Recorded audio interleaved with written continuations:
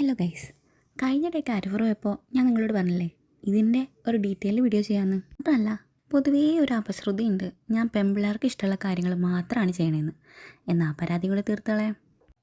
ഈ കാരിഫോർ എന്ന് പറയുമ്പോൾ നമ്മുടെ കൊച്ചിയിലെ ഹൈപ്പർ മാർക്കറ്റില്ലേ, അതിൻ്റെ ഒരു 3-4 ഇരട്ടി വരും.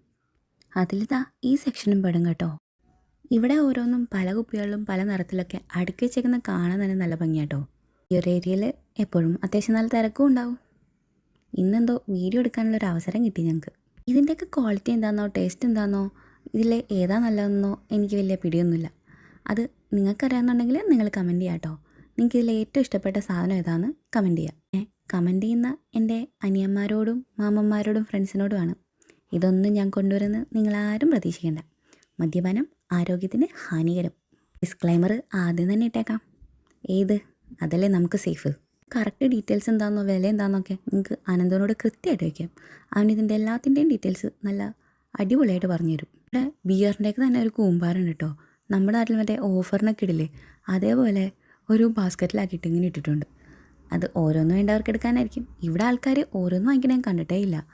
മറ്റേ കേസായിട്ടാണ് ഓരോന്നും വാങ്ങിക്കണോണ്ടേക്കുന്നത്. ഞാൻ എഡിറ്റ് ചെയ്യാനെടുത്തപ്പോൾ മൊത്തത്തിലൊരു 7-8 മിനിറ്റ് ഉണ്ടായിരുന്നു. അത് ചുരുക്കി ഒരു 2 മിനിറ്റ് ആക്കാൻ ഞാൻ ഒരുപാട് കഷ്ടപ്പെട്ടു.